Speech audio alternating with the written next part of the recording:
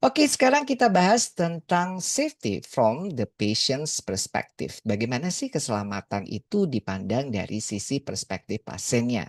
Mungkin saya akan mengulang sedikit aja ya tentang sejarah keselamatan pasien itu di mana sih, gimana awal muasalnya gitu ya. Saya tekankan juga bahwa sebenarnya konsep ya keselamatan pasien itu diawali dari adanya pasien yang memang bisa terluka. Ya, bisa terluka saat menerima perawatan medis dan ini sudah dikenal selama ribuan tahun yang lalu Bapak Ibu. Jadi di tahun, zamannya Hippocrates bahkan ya, makanya ada sumpah primum non nocere, yaitu first do no harm. Kenapa? Karena waktu itu Hippocrates ini bukan, istilahnya bukan dikenal sebagai dokter ya, tapi dikenal sebagai healer waktu itu ya. Jadi seorang yang bisa menyembuhkan. Itu sudah mengakui bahwa dalam, layanan, kesehatan yang diberikan, itu ada orang-orang yang ternyata terluka. Nah, makanya ada juga istilah iatrogenesis atau iatrogenik, yang bahasa ini berasal dari kata Yunani, iatrogenik ya, yang berarti ini artinya iatro itu berasal, genesis itu dari healer, zaman dulu healer ya, penyembuh. Jadi sebenarnya ini mengacu pada ada kerugian yang dialami pasien di tangan sistem medis. Jadi memang mestinya kan dia itu pengen dapat kesembuhan tapi malah dapat kerugian ya, entah itu kerugian menjadi cederanya lebih parah, bahkan permanen, bahkan bisa timbul kematian. Zaman ribuan tahun yang lalu. Makanya disuruh sumpah nih, primum non nocere, kalau mau ngobati orang harus punya niatan bahwa Anda tidak mau secara sengaja melukai pasiennya ya. Nah, di konsep modern itu dimulai diingatkan lagi di laporan yang dikeluarkan oleh Institute of Medicine Amerika yang sekarang berubah namanya National Academy of Medicine yang 6 ya. Jadi menerbitkan laporan judulnya To Err is Human. Di mana di To Err is Human ini laporannya menyimpulkan ada hampir 100.000 kematian setiap tahun. Yang ternyata kematian ini disebabkan oleh kesalahan medis yang dapat dicegah. Waduh, makanya tapi ditekankan di sini gimana caranya itu membangun sistem yang lebih aman untuk mengurangi angka kematian yang sebenarnya disebabkan oleh kesalahan medis yang dapat dicegah. Begitu banyaknya tingginya angka kematian yang bisa dicegah itu sampai dianalogikan sebagai suatu kejadian peristiwa dramatis ya dengan jatuhnya 4 pesawat jumbo jet. Kalau jumbo jet itu isinya 250 sampai 300-an penumpang ya. 4 pesawat jumbo jet jatuh setiap minggu sepanjang tahun. Nah, ini analogi banyaknya hospital error, kesalahan layanan kesehatan atau iatrogenik ya yang terjadi di tahun itu, waktu itu di tahun 2000, laporan dari To Err is Human. Kenapa ini bisa terjadi? Ya karena memang layanan kesehatan itu bukan hanya complicated, rumit, tapi it's very complex.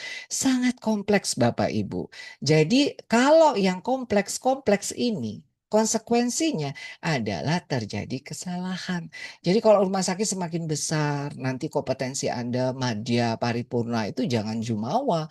Kalau tambah madya paripurna kompetensinya, itu malah lebih complicated, lebih rumit dan justru lebih kompleks. Makanya justru rentan terjadi kesalahan, termasuk sistem rujukan berbasis kompetensi. Rujukan berbasis kompetensi itu nggak simpel, Bapak Ibu.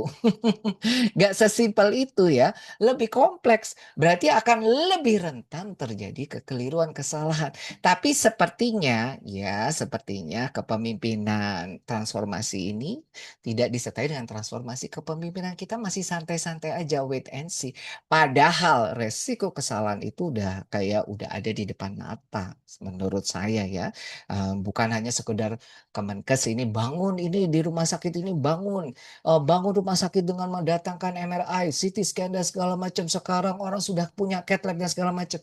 Well, itu tidak sesimpel itu. Justru dengan berbasis kompetensi, ini akan semakin complicated dan semakin kompleks dan semakin resiko terjadi kesalahan iatrogenik ya. Jadi hati-hati.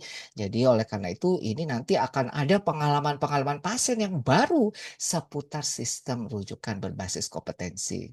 So, are you excited? Apakah Anda bersemangat ya menyongsong perubahan transformasi sistem menjadi rumah sakit berbasis kompetensi? Ya, tulis dulu di kolom chat. Saya mau tahu jawabannya. Semangat nggak? Atau netral, dok? Ayo, netral dok. Karena saya tadi juga belum tahu nanti pengalaman seperti apa nanti yang akan kita di lapangannya rumah sakit berbasis kompetensi ini. Sementara kriteria kegawatan aja sampai hari ini itu masih banyak pasien-pasien yang mau komplain sana sini lah, minta kejelasan lah, begini begitu. Ya whatever, kita semangat, tentu semangat. Ya harus semangat lah. Mau dibawa kemana harus semangat dulu. Karena kalau nggak semangat, ya kita nanti nggak punya energi untuk belajar ya. Lanjut. Nah, kalau kita ditanya ya, nah Nakes ditanya seputar keselamatan pasien itu apa sih? Gitu ya. Kalau kita tanya, keselamatan pasien itu apa? Patient safety itu apa? Pasti di antara kita kebanyakan ya, pokoknya nggak ngelukai pasiennya dok, gitu ya. Kalau saya tanya, saya lagi kasih materi-materi offline tuh, ayo keselamatan pasien itu apa? Ya pokoknya nggak salah ngasih obat, nggak terjadi sentinel lah, gitu ya. Pokoknya pasiennya nggak terluka lah, nggak salah ini perawatan. Kebanyakan seperti ini. Apakah ini salah? Tidak, memang betul. Keselamatan pasien dimulai karena memang ada yang tidak selamat. Jadi keselamatan pasien itu adalah upaya untuk mencegah ya terjadinya pasien-pasien yang tidak selamat dari layanan kesehatan yang kita berikan. Intinya sederhananya begitu mudahnya ya. Tapi kalau kita tanya ke pasien-pasien kita ya, ke pasien-pasien kita nanyanya ya, sementara dari POV pasien dan keluarga yang dikatakan safety itu yang bagaimana? Nah, kalau dari sisi pasiennya, karena sementara pasien ini kan harus dilibatkan. Apakah sama dengan POV-nya kita sebagai namet atau nakes? Sama nggak sih sebenarnya? Gitu ya. Sebenarnya kalau boleh jujur ya, dulu saya itu nggak nggak mengenal istilah patient safety, keselamatan pasien. Waktu saya kuliah dulu, dosen-dosen saya yang waktu ngajar itu tidak membahas itu. Waktu saya juga koas tidak membahas itu. Terus dokter sih kapan sih emang kuliahnya? Durasi deh. Nanti ketahuan dong umurnya. Yang jelas waktu itu saya tidak dapat ilmu pengetahuan itu sama sekali. Dapatnya pas apa? Pas mau bikin rumah sakit. Waktu itu di tahun 2011. Nah, kita mau bikin rumah sakit yang waktu itu pengalaman saya kedua bikin rumah sakit, besar. Kemudian, kita diikutkan untuk pelatihan akreditasi yang pertama kali di tahun 2012. Dan kebetulan dikasihlah, pelatihan bayar ya, bukan dikasih, bayar tentang sasaran keselamatan pasien dan cara ngelaporinnya secara sederhana. Barulah saya kenal istilah itu. Ya, let's say 12 tahun yang lalu, tentang keselamatan pasien yang ngasih dari Jakarta. Orang-orang nasional ya, sampai dengan pelaporannya dan segala macam ya. Waktu itu saya baru "Oh gila ya ternyata bisa nggak selamat pasien kita." Ya. Bahaya banget dan saya harus ngerti, waduh nanti kalau ada yang komplain ini karena ini gimana pusing gitu ya belajarnya. Waktu itu pertama kali saya kenal. Silakan Bapak Ibu tulis di kolom chat, kapan mengenal istilah keselamatan pasien? Nah, itu pun saya mengenal itu ya pokoknya akreditasi harus itu. Setelah saya belajar-belajar lagi, jauh banyak hal yang belum saya pelajari. Itu pun saya belajar itu baru ngeh di tahun 2012. Nah, apakah pasien kita itu ngerti? Sampai sekarang ngerti? Bisa jadi banyak yang ngerti ya. Saya nggak ngerti tentang istilah keselamatan pasien. Nah, ini beberapa ada yang mulai baru saat kerja. Nah, sebelumnya nggak dapat ya. Nah, saya tahu nih sekarang sudah lebih banyak didengungkan, tapi apakah bagaimana dari sisi POV pasien dan keluarga tentang keselamatan pasien itu? Ya, karena apa ya? Ini harus melibatkan mereka sebenarnya. Nah, oke, untuk menjawab saya akan menjelaskan tentang hasil penelitian ya, penelitian dari di tahun 2016 yang dilakukan di Kanada mengenai apa hubungan ya pengalaman pasien yang rawat inap dengan keselamatan pasien, indikator keselamatan pasien. Kalau luar negeri itu ada PSI ya, Patient Safety Index ya. Nah, ini secara cross sectional study. Jadi mereka ngumpulin pasien-pasien dari mulai tahun 2011 sampai 2014 ya, ada 25.000 pasien rawat inap yang ternyata menyelesaikan survei telepon setelah keluar dari rumah sakit. Ada 93 rumah sakit di Kanada. Jadi mereka setelah 3 hari dirawat, mereka pulang diteleponlah untuk disurvei. Jadi apa yang ditelepon untuk mendokumentasikan tujuannya hubungan antara PSI atau Patient Safety Index ya. Nanti saya jelasin apa Patient Safety Index dan skor pengalaman pasien. Jadi mereka disurvei gimana setelah dirawat di rumah sakit. Nah, pengalamannya positif atau gimana biasa aja. Nah, akhirnya mereka hubungkan antara skor pengalamannya pasien itu dengan adanya kejadian insiden atau Patient Safety Index ini. Nah, jadi mereka itu nanti diberi pertanyaan untuk menilai gimana penilaian rumah sakit secara keseluruhan, penilaiannya terhadap dokter, penilaiannya terhadap perawat. Ada 3 penilaiannya. Jadi nanti diskor dengan skala Likert 0 sampai 10. Yang 10 itu yang terbaik. Kalau dikatakan penilaian tinggi, 9 sampai 10. Nah, 9 10 itu berarti tinggi nih skornya ya. Tapi kalau 0 sampai 8 dianggap rendah pengalamannya ini. Jadi pengalamannya nggak bagus. Nah, kalau Patient Safety Indicators atau PSI Index ini yang terjadi yang pertama itu ada beberapa. Nah, ternyata hasilnya 3 besar yang paling banyak itu kaitannya dengan hemorrhagic events.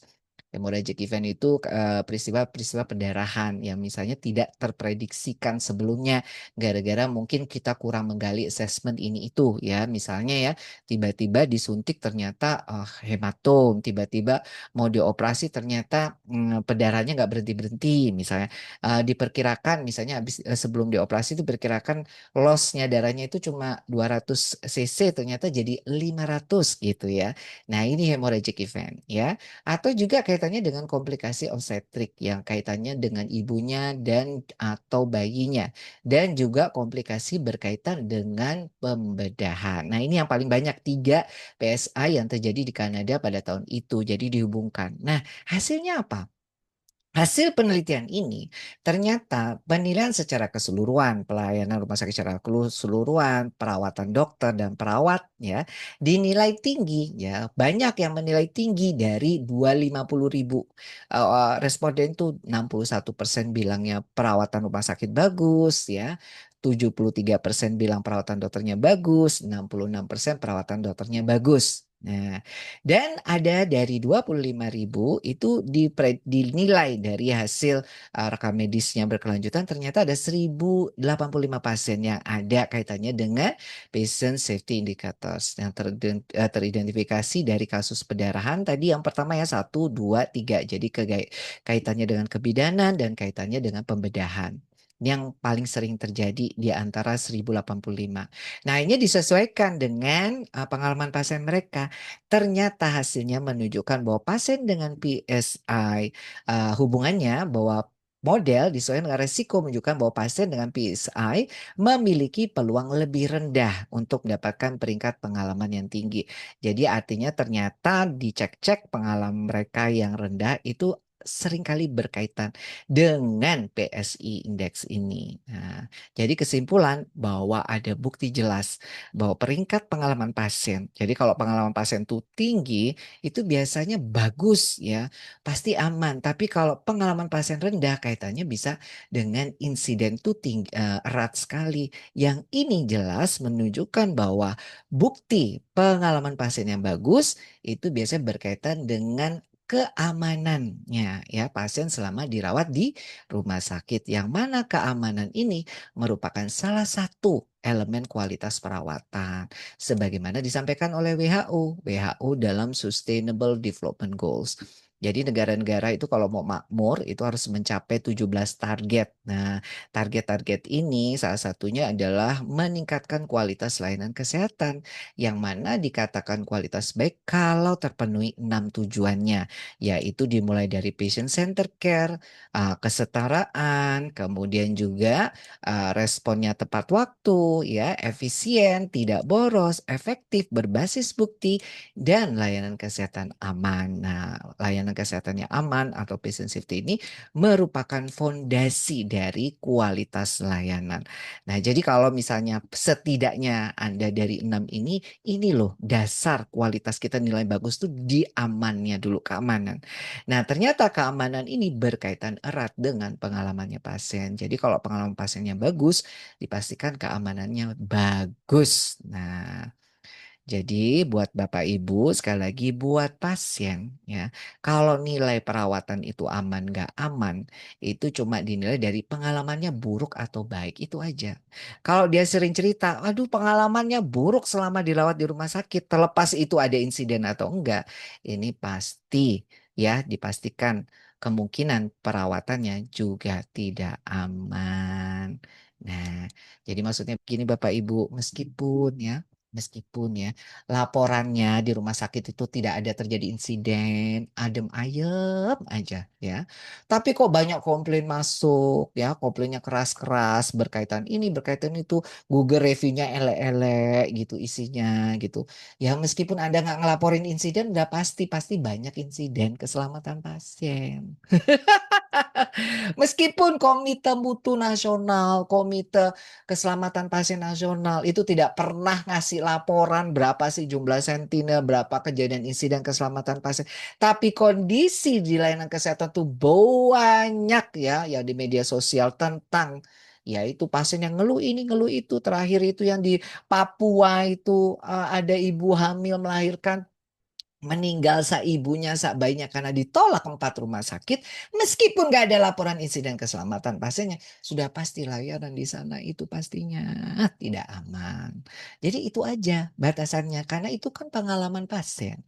Nah, sampai di sini apakah Bapak Ibu mengerti yang saya sampaikan? Tulis di kolom chat. Nah, jadi oke Bapak Ibu jadi bisa tahu ya, oh gitu ya Dok, meskipun laporan saya di rumah sakit saya insiden keselamatannya pasien minimal sekali. Tapi kok banyak komplain-komplain sana sini dan bolak-balik itu aja gitu ya. Ya meskipun Anda nggak laporkan ya insiden itu atau nggak ada yang melapor. Biasanya ya secara kasat mata logikanya itu karena ini kaitan erat dengan pengalaman pasien, biasanya banyak insidennya cuma tidak dilaporkan. Oke, silakan tulis di kolom chat. Bapak Ibu memahami atau tidak yang saya sampaikan, tulis ya. Kalau nggak berani tulis, berarti bisa jadi masih ragu-ragu, nggak paham apa yang dimaksud Dokter Rusdi tadi itu. Silakan tulis, mengerti atau tidak ya. Tulis, Mas baru satu nih ya. Yang lain, ayo. Kalau nggak ngerti nanti saya bingung melanjutkannya ya. Mengerti atau tidak? Tulis dulu di kolom chat. Nah, gitu dong, mengerti. Kalau mengerti berarti Bapak Ibu paham ya. Jadi nanti Bapak Ibu cek sendiri. Loh, kok banyak komplain di tempat kita. Google review kita jelek-jelek. Meskipun insiden kita 000, ya sebenarnya jelas ada korelasi. Perawatan yang tidak aman tuh seringkali berawal dari pengalaman buruk pasien. Monggo disampaikan ya. Oke, kita lanjut. Nah, jadi dari sisi perspektif pasien yang dikatakan safety itu sebenarnya bisa dirasa. Karena mereka itu nggak ngerti ya siapa yang salah, siapa yang benar. Apakah karena ini memang penyakitnya, apakah karena memang dilukai dari layanan kesehatannya. Yang jelas ya dari perspektif pasien itu mereka akan ngerasa nggak aman kalau nggak merasa ya. Jadi perspektif pasien rasa aman itu sebenarnya dirasa melalui kalau mereka itu ngerasa didengerin. Ya, ngerasa dihormatin, ngerasa dihargai dan merasa didengarkan. Jadi intinya mereka itu nggak peduli angka-angka statistik ya, laporan ini itu, akreditasimu bintang 5 ini itu. Mereka nggak peduli misalkan Anda itu nggak ada insiden keselamatan pasien tulisan 000, mereka nggak peduli angka, nggak peduli statistik, tapi mereka akan bilang layanan Anda itu safety kalau Anda itu mendengarkan mereka, menghormatinya, menghargai, dan merasa didengarkan. Jadi perspektif pasien beda. Jadi sekali lagi dari perspektifnya kita, keselamatan pasien itu pasti ya berupa angka. Ya tadi ya meskipun saya tadi, oh ada yang nggak selamat, berapa angkanya? Kalau cuma satu dua ya udahlah, memang itu bagian dari resiko. Jangan-jangan bukan juga itu memang karena sakitnya pasien ya. Tapi karena angkanya banyak tadi sampai dibilang ada 4 pesawat jumbo jet jatuh setiap minggu dalam 1 tahun ya. Nah ini kan kita mainnya dari angka, oh berarti banyak ya Dok, banyak ya. Ya. Dari pakai angka, harus laporan, pakai statistik karena kita biasa berbasis bukti, evidence based ya. Bukan hanya sekedar penilaian yang subjektif tapi objektif. Sementara kalau dari pasien angka-angka itu nggak butuh ya. Jadi kalau mereka itu ngerasa aman atau enggak itu dari kamu dengerin aku nggak, kamu menghargai aku nggak, kamu menghormati saya nggak, dan saya ini diperhatikan atau tidak. Dari situ aja. Karena mereka itu tidak bisa membaca data, ya kasarannya, dan tidak perlu. Contoh sekarang studi kasus ya, Bapak Ibu, supaya lebih paham maksudnya. Oke, kita lanjut. Seorang pria Parubaya mengaku kehilangan 2 buah testisnya diduga usai menjalani operasi prostat di salah satu rumah sakit. Tak terima, ia pun berencana mengajukan gugatan karena menuding tim medis menjalankan operasi tidak sesuai prosedur. Campur aduk. Mungkin itulah pikiran Subandi saat ini. Warga desa Tambakan Bangil, Pasuruan itu merasa rugi bukan kepalang karena 2 buah testisnya sudah tidak ada lagi. Ia menuding alat vitalnya hilang usai prosedur operasi prostat di RSUD Bangil. Bagaimana ceritanya? Saya operasi keempat terakhir 1 minggu, saya pulang ke Banten karena istri saya meninggal di sini. Pulang ke Banten, saya mandi di musola. Pas saya pegang ini, loh kok ada benang ini? Saya ngambil kaca, saya guntingi, ternyata jahitan. Saya pegang, loh pelisiran saya kok nggak ada? Kok bagaimana ini operasi ini? Kok nggak memberitahu saya?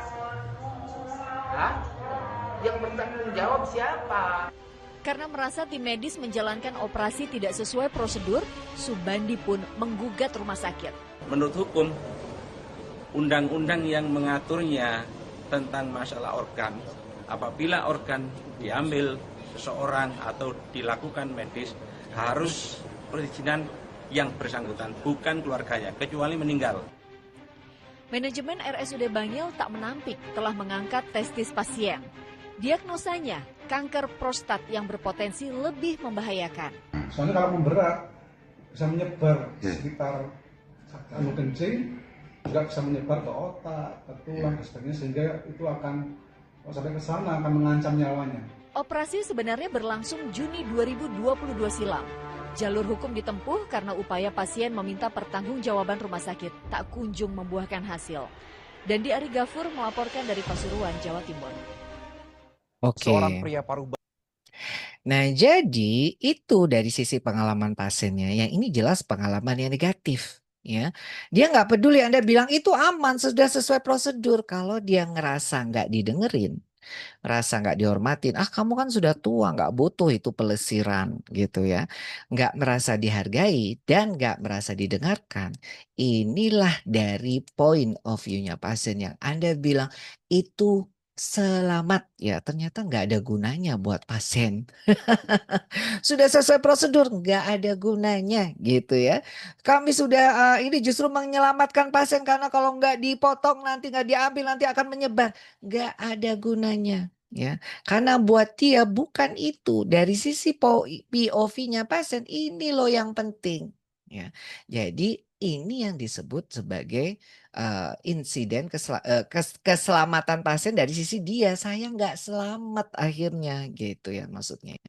Jadi kasarannya, walah aku itu pengennya masuk ke rumah sakit itu supaya sehat, tapi malah ternyata ya memang bisa hidup, tapi nggak punya telurnya. Nah buat dia nggak ada telurnya itulah yang membuat dia tidak bisa ereksi. Meskipun Anda ngotot nggak ada hubungannya. Ya pastinya bisa tetap. Nah kalau jangan lupa bahwa ereksi atau tidaknya seseorang itu juga bisa diakibatkan masalah psikologis ya, bukan hanya soal fisiknya saja. Nah, ini contohnya ya. Jadi ingat ya, kalau kita bilang sudah sesuai prosedur, tapi buat mereka no. Nah, bisa jadi sekali lagi, nah kasus berikutnya yang kedua ya. Jadi sekali lagi yang penting adalah bagaimana rumah sakit itu memberikan penghargaan ya, kemudian mendengarkan pasiennya dan kemudian menghargai pasiennya. Oke, kasus yang berikut yang kedua ya. Pemirsa, viral di media sosial unggahan video seorang dokter bedah di rumah sakit milik Pemda Kabupaten Muna, Sulawesi Tenggara yang mengungkap buruknya fasilitas di ruang operasi rumah sakit. Ini rapuh kasihan benangnya, hanya begini mau lepas ini anunya. Inilah unggahan video seorang dokter di RSUD LM Baharudin milik Pemda Kabupaten Muna, Sulawesi Tenggara. Dalam video itu, seorang dokter yang sedang menangani pasien bedah memperlihatkan kondisi benang untuk menjahit luka yang sudah lapuk dan tidak dapat digunakan lagi. Selain benang, kondisi kain penutup pasien juga terlihat kotor dan sobek di beberapa bagian. Dalam curhatannya di akun Instagram, Dr. Ruhwati mengaku telah berulang kali meminta peralatan medis agar diganti dengan yang baru, namun tidak pernah dipenuhi oleh pihak rumah sakit. Bahkan sang dokter mengaku kerap mendapat teror dan intimidasi usai videonya viral. Pemirsa. Nah, ternyata juga menurut Anda kalau layanan tadi apakah sudah kendali mutu atau biaya? Ya, tentu jawabannya tidak ya kalau dari sisi dokternya POV-nya tadi. Nah, pertanyaannya menurut Bapak Ibu apakah bisa membahayakan keselamatan pasiennya? Tulis di kolom chat dulu. Bisa nggak kira-kira yang tadi itu membahayakan keselamatan pasiennya? Tulis di kolom chat bisa atau tidak. Yuk. Kalau dengar tadi ya videonya tadi, menurut Bapak Ibu eh, kejadian di rumah sakit itu bisa nggak membahayakan keselamatan pasiennya? Bisa nggak? Nah, kalau bisa ya jelas tentu bisa. Nah, pertanyaannya apakah ini pengalaman yang baik atau tidak? Dari sisi ya dokternya maupun dari sisi pasiennya ya. Kalau pasiennya dengar berita itu ya takut ya Bapak Ibu. Nah ini juga makanya penting Bapak Ibu pengalaman namet nakes itu yang negatif-negatif tuh hati-hati ya. Kalau dikeluarkan terutama di media sosial ya bisa bikin pengalaman negatif pasiennya. Tapi saya mengerti kalau ini mungkin frustasinya dilepaskan karena juga memang tidak merasa didengarkan, tidak merasa dihormati, tidak merasa dihargai dan tidak merasa dilibatkan. Ini kurang satu ya. Dalam, layanan kesehatan. Nah, jadi Bapak Ibu hati-hati juga ya kalau nanti di sini ada yang, jadi kepala apa dan segala macam. Saya juga, waktu jadi, pimpinan-pimpinan itu berusaha untuk mendengarkan dulu ya. Jadi dari teman-teman mengeluh begini begitu, mengeluh begini begitu. Ya nggak apa-apa, jadi kita dengerin dulu, kadang nggak perlu kita sangkal, "Ah salah kamu, oh ya sudah, jangan berisik dah dulu," segala macam. Atau kita bilang, "Ada gitu aja ngelah ngeluh, gitu aja kamu gini, gitu aja begini begitu." Nah itu kadang perasaan itu juga hati-hati kalau kita kita sampaikan istilahnya menolak untuk mendengarkan atau menolak untuk memvalidasi perasaan mereka. Karena itu juga bagian dari keselamatan pasien. Jadi saya yakin kalau di rumah sakit Anda, kira-kira dijawab ya, dijawab aja ya, dijawab ya. Kalau di rumah sakit Anda atau rumah sakit orang lain, semisal nih, semisal banyak banyak ya, banyak rekan-rekan kerja Anda yang mengeluh sana sini ngalah keluh-keluh, kira-kira keselamatan pasiennya bakal bagaimana? Dipertaruhkan atau tidak? Meskipun nggak ada laporan insiden keselamatan pasien. Tulis di kolom chat. Yuk, kira-kira. Tulis. Tulis di kolom chat. Kira-kira nih, kalau di rumah sakit Anda atau rumah sakit siapapun lah ya, di teman-teman Anda, rekan kerja Anda itu banyak mengeluh terus. Nah, kira-kira nih, meskipun di rumah sakit Anda itu insiden laporan keselamatan pasiennya itu nggak ada nol atau minimal sekali. Menurut Anda, kira-kira ya berbahaya nggak untuk keselamatan pasiennya? Tulis di kolom chat. Yuk, tulis di kolom chat. Ayo. Berbahaya nggak? Dipertaruhkan nggak? Ayo, jadi jawab ya.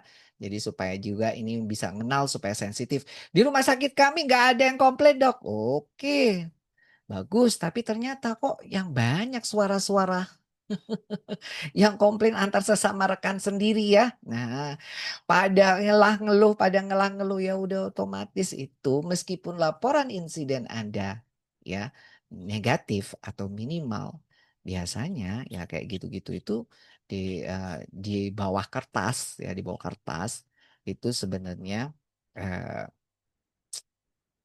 banyak insiden keselamatan pasien. Iya, yang jawab baru satu. Yang lain bagaimana? Setuju nggak? Di tempat kami nggak ada yang mengeluh dok. Semuanya semangat. Ya sudah bagus lah. Mudah-mudahan demikian ya. Oke, kita lanjut ya Bapak Ibu. Mungkin lagi sibuk-sibuk ngapain gitu. Jadi nggak sempat ketik ya. Jadi ingat, jadi sekali lagi kalau kita mau nilai juga dari pengalaman kita ya. Pengalaman rekan-rekan kerja kita bukan hanya dari sisi pasiennya. Misalkan kesulitan untuk menilai kalau di rumah sakit. Tadi penelitian kan menilai.